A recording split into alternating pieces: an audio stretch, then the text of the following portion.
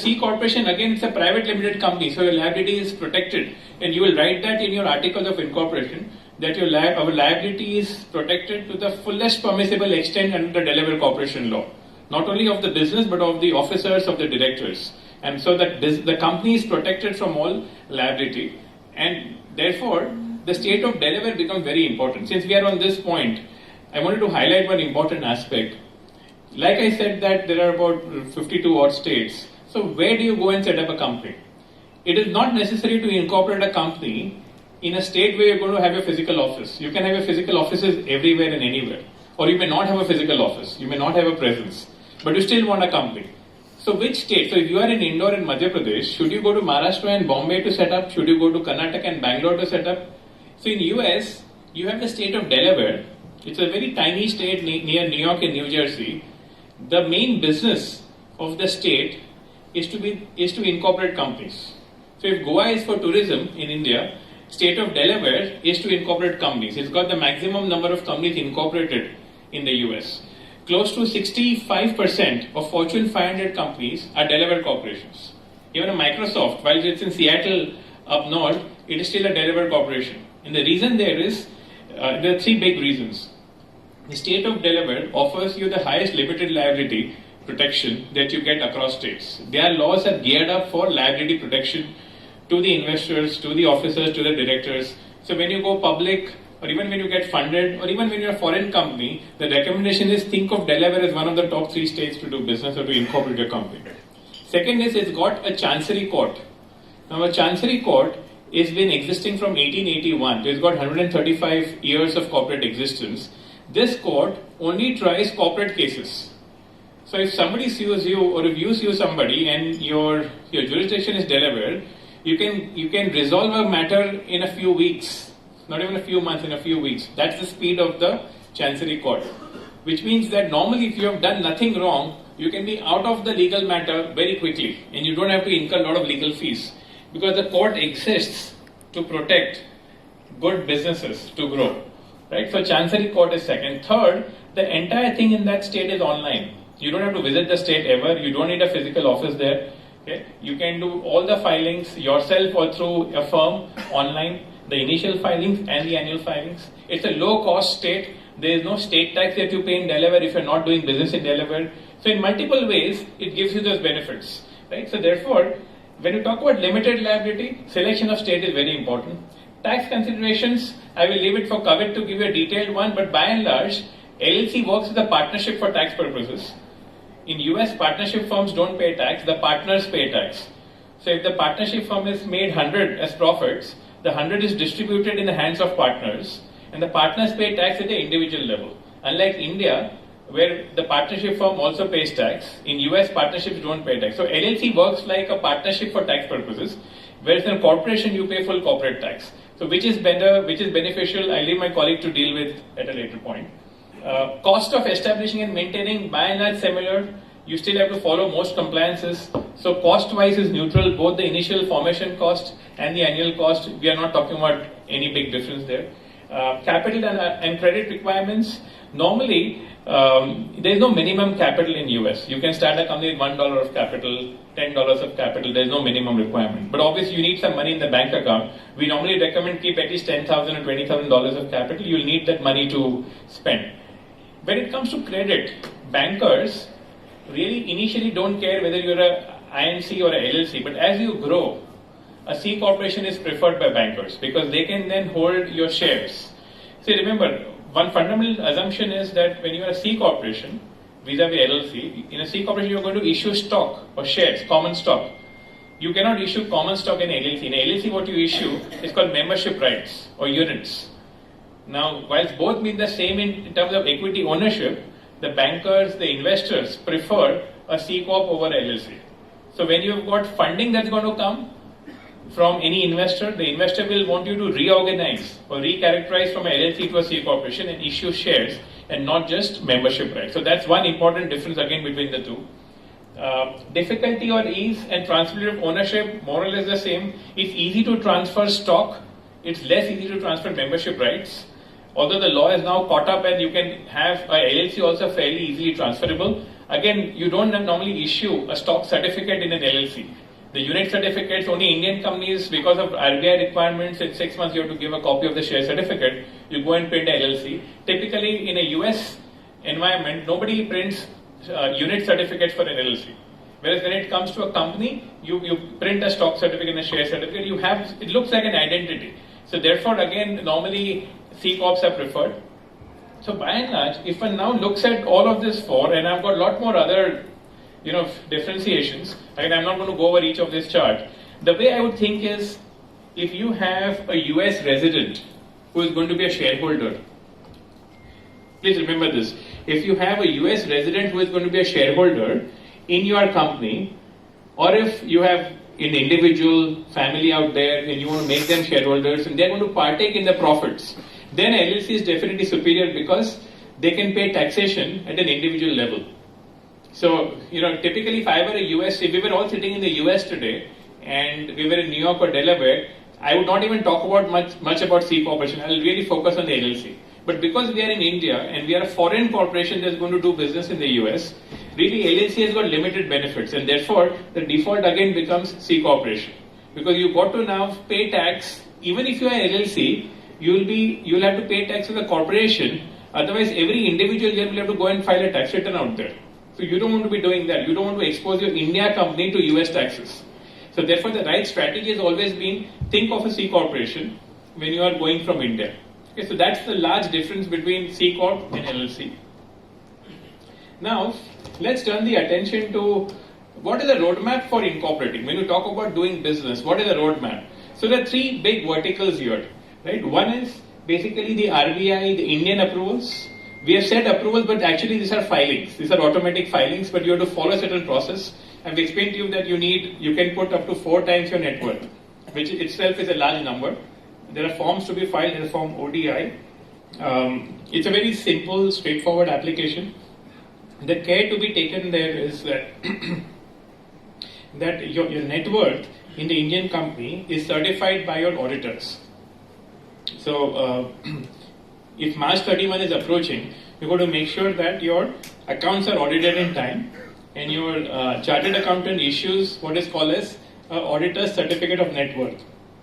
So a net worth is to be computed as on the last audited balance sheet date. Now, if your accounts are not audited in time, and let's say in June you want to go and set up a company, you'll have to take your previous year's financial statements, which means March 31, 2017, and your auditors will certify the net worth based on that. So as long as you have positive net worth there, you are fine.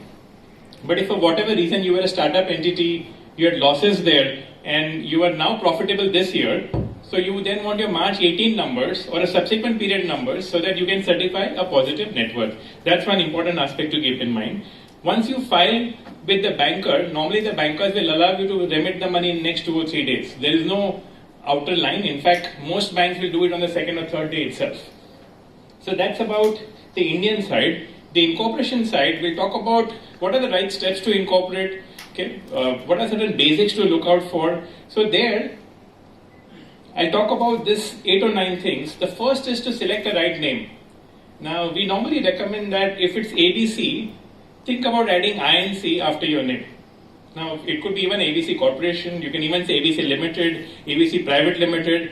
The word INC is far better because you are then really a US corporation. Not many people understand Private Limited and Limited there. Or you can say ABC Corporation. So you have Microsoft Corporation. You have Sun Pharmaceuticals, INC. The Indian company Sun Pharma has got Sun Pharmaceuticals, INC. These are the two normal terms, INC or corporation. You then need to prepare the articles of incorporation, which is nothing but your certificate of incorporation and all the simple clauses about your name, address, directors, liability protection, and the objects clause. Then once you are done with these two, we file this with the state, and the state issues you what is called as a certificate of incorporation. So once you have selected the name and you have prepared the articles, the concept is you file. There is no DIN number, there is no DSC required, nothing. You don't need a director's identification number. You don't need a digital signature. You can just put a manual signature and we upload it on the website of the state, and what you get is a certificate of incorporation. It's a very quick process. In the state of Delaware, friends, you can set up a company in 2 hours. As we speak today, if you tell me by the time in the evening I can get you a certificate of incorporation. That's the speed at which they work. So the normal time is 24 hours. You can expedite in 2 hours, 8 hours, 24 hours. You can even do, certain states take about 48 hours, but that's the speed at which US works. So when you talk about, the ease of doing business, India has reached the 100 number. But if we think about it, why should we stop a foreign investment from coming into the country? Why can't we just do it at the same instant? You don't want to stop people from incorporating companies. Let them come, let them invest, let them grow the economy. That's how US thinks. So US is a fairly self-compliant system. They'll believe in what you are filing. They're not going to question your filing. Okay, it's up to you to follow the law, and therefore, under the penalties of perjury, you're going to sign off everything. So if you've done something wrong, you'll face the music at some point. But otherwise, for a normal businessman, you don't have to worry about the US laws. You just be compliant, be on the right side, and the state will protect you. That's the way they think. So it's a self-filing mechanism. So what you write on your articles of incorporation, nobody's going to question you. Unlike India, where you have a ROC or an MCA which will say, this clause, this edit has to happen, these guys don't do any of that. Whatever, even if you make a spelling mistake, they'll allow the spelling mistake and your certificate is filed. You get the certificate of incorporation, then you can edit it also. So they are not there to stop your business, which in other words means that the onus is back onto you to make sure that you prepare the right set of documentation. See, the articles of incorporation is very critical because you want to protect liability, you want to have preemptive rights, you don't want people to come and buy your company over without your knowledge. You want to make sure that when you're doing your business contracts, again your liability is protected, you are getting the best out of that state, otherwise why be in that state? So there are states which give you benefits of doing business in the state. So the articles have to reflect that you will take advantage of those benefits. So therefore, drafting the articles of incorporation becomes important, and therefore drafting the bylaws also becomes important. If you are if you're a public company, you're a private limited company, you're having multiple partners, multiple stakeholders, how will you govern the company? So that's important. The bylaws, etc., don't have to be filed. They're for you. There's no articles of incorporation or memorandum that you file out there. That's an internal document. You can keep changing it as you like. That's the beauty of it. Once you file your articles of incorporation, your company is formed. Then, like we have in India, a permanent account number, a PAN, we have an employer identification number. We also call it a tax ID number. So the next one is obtain a federal employer ID number, which is the tax ID number, which is nothing but a form SS4 that we file with the IRS online, and you get a EIN number allotted to you online. You get a letter from the IRS at that very instant. There's no waiting period. There is no physical signature. There's no couriering required, photographs, double stamp, nothing. You get the number back the same very minute during a 9 a.m. to 6 p.m. kind of a US working zone. So that's the second step, the federal employer ID number. The rest of the documents are very normal. So if you are having multiple shareholders, we recommend having a shareholders agreement. So there is no dispute in the future. We purchase a corporate business kit for you, which is nothing but share certificates, stock ledgers, share transfer book. Think of the statutory register that you have for your companies here. You've got to have a corporate kit out there so that you can keep all your original records with you. The kit, all of these original records can very well remain in India. You don't have to keep it in the US. There's no need to maintain all of this in the US and spend money with somebody there. You can very well maintain it yourself, keep updating yourself in India. Now there are certain startup processes like obtaining licenses, etc. So for certain businesses, you need specific licenses. If you're going to start broking activities, real estate broking, stock broking, accounting, law, any profession, then you need a license from that state's regulatory authority, because just by forming the entity, you can't do the business. You need a license also to do business. So medical profession. So think of any service where there's a regulator. So if there's a regulator, you will need an approval from the regulator before you start your business. Your company will be formed, but after incorporating the company, you have to obtain licenses. Otherwise, you can't conduct business. I can't go and become a lawyer there unless I've registered with the State Bar Association.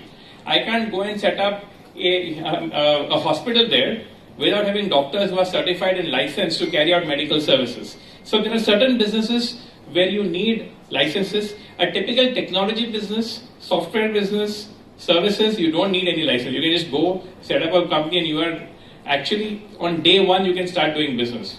Friends, to open a bank account, it takes 20 minutes. That's it. You just have to walk into a bank, but today's norm is that you have to go yourself. A third party accountant or lawyers can't help you. Because of changing laws, money laundering, etc., KYC rules require that the director has to be there for the first time when you're opening an account. So when you're planning a business trip next, you have to plan it in such a way that if you want to open a bank account, keep about an hour or so. It'll take you less than 20 minutes to go there with your passport, the certificate of incorporation, and the federal ID number. That's all you need. You just need three things: your Indian passport, your employer ID number, and your certificate of incorporation, and you can walk out of the bank with a bank account number, debit card, and checkbook. That's the speed at which the US works. So more or less, you have incorporated a company, you opened a bank account, and you are there now to do your business. Okay, that's a quick summary about how you think about starting up. I want to spend the next 5-10 minutes in something which is very relevant for some of us here, and that's about the startup procedures. So it's good to go and set up a company now in US. How do you run it? How do you maintain it? So if you see those three boxes that I had put, the RBI approvals, incorporation, and then running. So this is something which tells you how do you run. Very important to protect yourself from any lawsuits. Whether you are an officer of the corporation. So who is an officer of the corporation? The president, the secretary, the treasurer, all the vice presidents, anybody who is employed in the company essentially becomes an officer of the company. If he's holding out on your business card of US, if you're putting your name and designation, you're now holding out as an officer of the company. So that officers and the directors both need a DNO policy or insurance protection. So this is very important. Do it from day one. I mean, if you already have businesses in US, you're already working in US with your US ventures, make sure that you have it. If you don't have it, please go ahead and take it. It doesn't cost much. For $1 million of insurance, you're paying some $2,000-3,000 annually. So it's not a huge expense, but it protects you from any big litigation. Some other aspects to think about is that when you are doing business in US, you have to be on the right side of law. So filing tax returns is very critical. There are employment taxes, just like we have TDS on salaries, TDS on contractual payments, and then the quarterly returns that you file. Similarly, there are withholding taxes that we have to file in US for certain categories, especially employees. Then you got to make sure that we spoke about when Manoj was introducing about the topic. He said transfer pricing. Some of you will keep hearing about the term transfer pricing, and I just want to kind of take a minute on that. If you have an India company and now a US subsidiary, whether it's an LLC or a C corporation, or whether you have a branch office, remember in US there's a transfer pricing law, in India there's a transfer pricing law. Now, when you're charging a customer 100, whatever the 100 may be, $10,000, $100,000, and you're collecting money in US, when India is billing the US and you're bringing back the money, you cannot bring the entire 100,000 back. If US is performing some function, either a collecting function and or a contractual function and or marketing function, stocking, warehousing, servicing, whatever the function being performed, related to that function, an arm's length profit, an arm's length compensation, an arm's length remuneration has to be attributed to the US office. So what it means is, if you have invoiced 100,000 to a customer, keep an amount of 5 or 10,000, or whatever is the amount that comes from a transfer pricing study. It could be 3%, 5%, 10%, 20%. It could be sometimes 50% if you are doing business in US with people out there. So you have to have a policy, we call it a transfer pricing policy, which is driven by arm's length considerations. If you had a third party agent out there, how much would the third party agent expect to make for being your agent out there? So that is the amount that you should keep minimum in the US, and the balance amount can then come back. So let me give you a scenario. If you have a marketing office with some contractual function and banking and collection function, the IRS would expect anywhere between 7 to 10%, 7 to 11% today of your expenses of the US, not of the revenue. If you are a third party agent and if you are performing services, what is your cost of performing services? And related to that cost, you should be making profit between 7 to 11%. So the cost of performing service out of 100,000 will be very, very limited. Let's say the cost of the entire office is $20,000 or $30,000. So if you're talking about 7 to 11% of that $30,000, which is $2,000. So your attribution of profits out of 100,000 is only 2,000. The rest is cost. So 30,000 is cost, 2,000 is profit. 68,000 can very well come back into India. So that is one way to think. Now the other way to think is I'll get the entire 100,000 back and I'll remit from India the cost of doing business in US, which is 30,000 plus 2,000. But the challenge there is, that is called the gross method. 100,000 comes back and then you remit from India. The challenge there is India levies you 18% GST today. So when you send 32,000 back, it's called import of services, and you will straight away pay 18% GST to the Indian government. So a smarter way is go to the net method, collect 100,000, keep your money for expenses and a markup for transfer pricing, and then get the net money back. So you say 100 less 30 less 2 and get 68 back. That is the way to think about transfer pricing. Now I have simplified this structure. Now you could have intercompany transactions of buying of products, buying of services, selling of products. So you'll have to have a transfer pricing model for each transaction, and it's a one-time kind of a study. Annually, just keep your benchmarks of the percentages updated and you are good. So that's about transfer pricing. Finally, you file annual reports with most states. Now this is not a huge annual report that we have in India. This is just a one pager which says, is there any change in the name of the company, officers, directors, capital structure? So that's an annual filing. Think of it as the cost of doing business. It's about $100 to $200 in most states. And coming back to India, you need to ensure secretarial compliances, your minutes and company law records are updated. You go back to RBI, file your annual performance reports by December of the year, and you got to ensure that the local structure out there, the subsidiary of the branch, is audited. You have to file audited statements back with India on an annual basis. So this is, friends, about setting up a company in US. How do you think about systems and compliances? How do you think about growing the business? So I'll just kind of sum up saying that get a business plan in order. Make sure that you have now decided to be in US. You have ticked all the boxes of why in the US.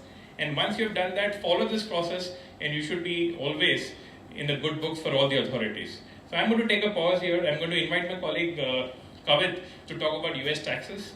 Once he is done, we'll then open the floor for questions. Alright, thank you everybody. Explained how to take entry into the US regarding various implications and various ways of doing business in the US. So now I will be covering the tax aspects of doing business in the US. First of all, I would like to explain that the US tax structure. It is the US tax structure. So there are various types of taxes in the US, as you can see. It's income taxes, payroll taxes, property taxes, sales and use tax, customs duty. But what I will be focusing on today is mainly the income taxes in the US.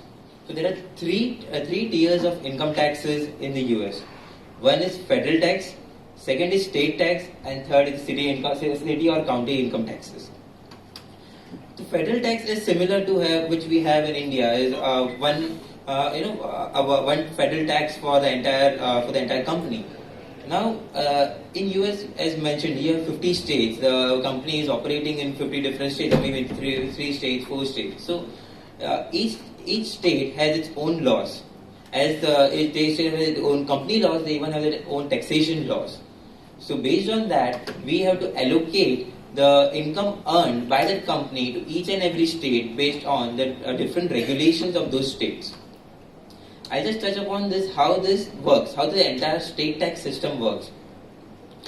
There are 4 factors which goes into determining the nexus. Nexus means which state are you required to file your tax returns. One is the revenue, second is the payroll, then comes property, and property also includes rent. So a company has to determine, in which state it has revenue. Suppose it has revenues in different states, like 10 states.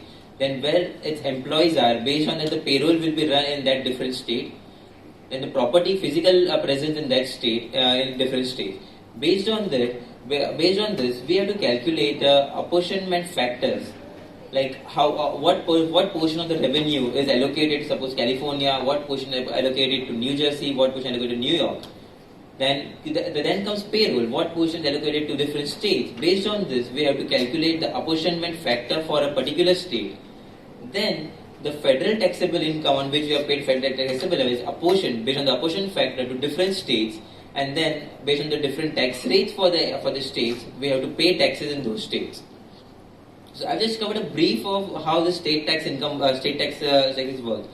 Similar to state taxes, there are also even city taxes. So even in New York, we have New York City, which has its own income taxes. So it works on a similar way as the states, and we have to pay taxes on that basis. To years ago, IRC Section 385 regulations. So it has, released many documentation requirements, many debt to equity reclassification regulations in detail, and in which situations can the IRS treat this debt as equity, or in which situation the companies can escape from this treatment. Then certain important aspects with respect to debt funding is there are various sections like IRC section 267, then IRC 163L, IRC 163J. So IRC section 267 says that in case of a foreign debt taken from a foreign related party, the interest deduction when interest deduction for that foreign related party would be limited to the extent actually paid by the US entity to the foreign parent. So all the accrued interest as at year end will actually be disallowed unless and until it is paid. Now, what if the entire interest has been paid? Will it be entirely allowed? No, that's not the case. There is the IRC section 163J thin capitalization rules. So these were the earlier rules. Now, as per the new tax reforms being reached by Trump government, this section has been severely modified. So I would just explain the new 163J section. So earlier it was, I will explain the earlier and then again explain the new 163J regulation. Earlier this 163J section limitation was applied only with respect to a related party debt or a debt which was guaranteed by a foreign parent. But as per the new section, this limitation applied on all interest payments, whether it's US or non-US, whether related or unrelated bank interest. So, when in earlier cases this interest limitation was applied only in case of company having foreign parent, this will apply only also in case of domestic companies having no foreign presence, having no foreign shareholders. But since this is applicable for all US, non-US, unrelated interest, so this section has now been expanded to include all types of interest deductions for all kinds of companies. So what it says is the net interest expense of the company will be allowed as deduction only to the extent of 30% of EBITDA. So this earlier it was 50% of EBITDA, now it is 30% of EBITDA, which is further being restricted to only 30% of EBIT. So in EBITDA, we are getting to add back depreciation or amortization expense, but after 5 years, we will not be allowed to even add back depreciation and amortization expense. So this will further restrict the company's ability to take interest as a deduction. The main purpose, what we've seen in various articles or the pronouncements of the law, is that the intent of the government is to treat debt and equity on par. Then there's also guarantee fees. So we've seen in various cases a US subsidiary of an Indian company. They for their working capital needs they want to borrow funds from a bank, or the Indian parent is not able to fund that give the debt to the US subsidiary just because of some FEMA restrictions or any other restriction that they may have. So what happens is that when they go to the US bank is not ready to give the loans to these subsidiaries because of their low level of operations, or banks do not believe that they are actually the ability to pay this loan, repay this loan. So what they ask is a guarantee for this loan. So the foreign parent, the Indian parent in our case, usually gives guarantee for these loans to the banks. So in this case, Indian parent will usually charge guarantee fees to the US subsidiary, which usually is in the transfer pricing norms in the range of 0.25 to 0.5%. So this guarantee fees also fall within the ambit of IRC section 267. So even these are allowed only on payment basis. If the guarantee fees are just accrued as year end, entire amount will be disallowed for tax purposes.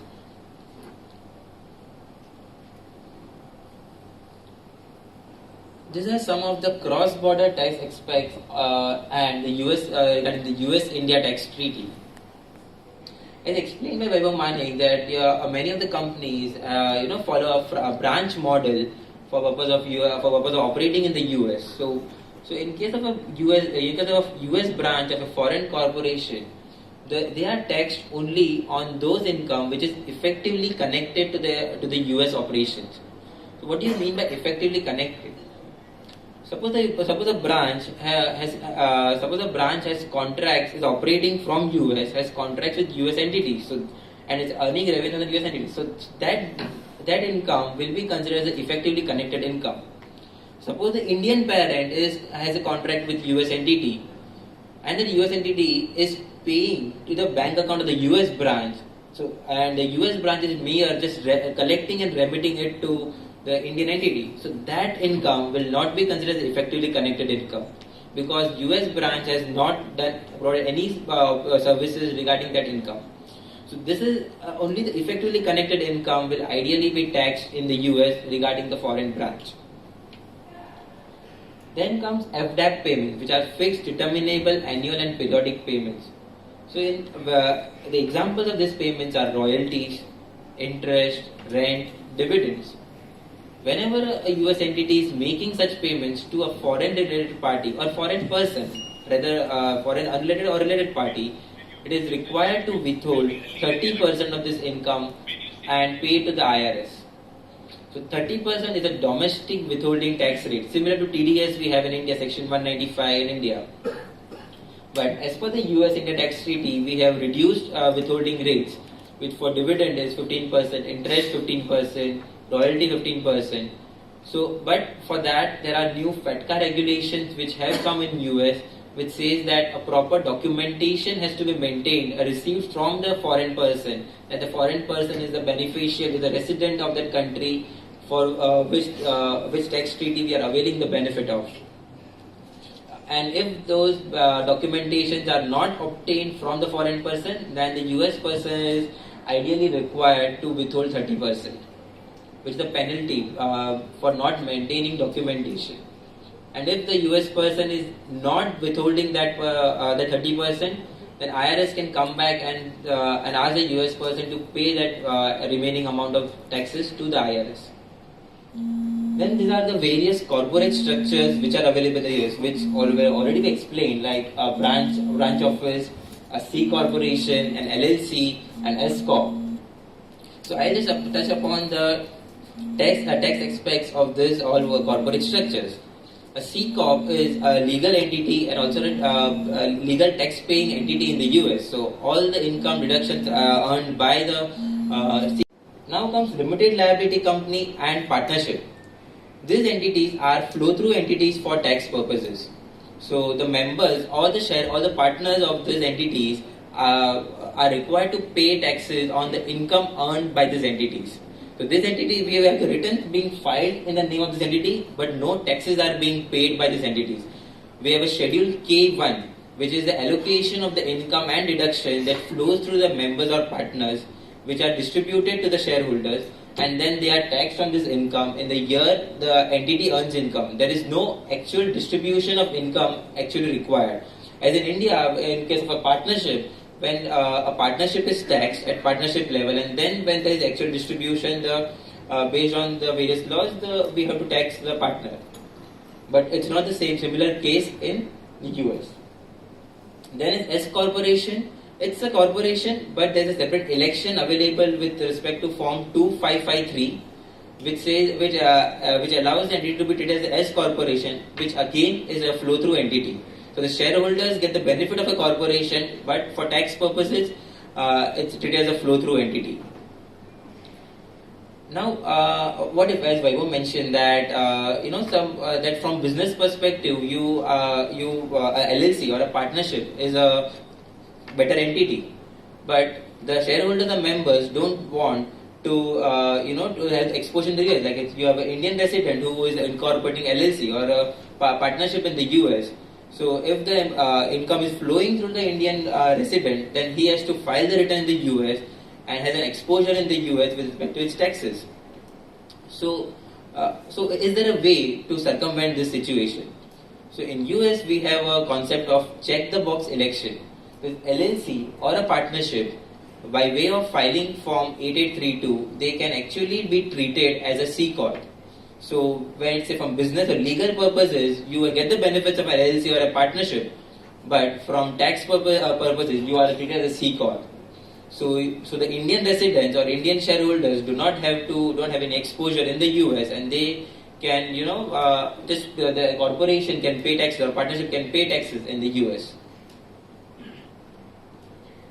Then comes this that I mentioned about the election. So, but as I mentioned, that there are various states where you operate, and each state has its own regulation. So there can be situations where different states have different conformity to federal provision. So regarding this election treated as C corp, some states would agree to the federal election of being treated as a C corp, but some states do not agree to it. So in that case, at some states you have to consider it as a C corp, but at some states, the LLC or the partnership will itself have to file the tax return. Or it may be a situation that in some of the states we have a concept of income taxes and franchise tax, two types of different taxes. Franchise tax is based on capital or net worth of the company. So it may be a situation that for income tax purposes it may be treated as C corp, but for franchise tax it will be treated as LLC, and as LLC they have to file a LLC return.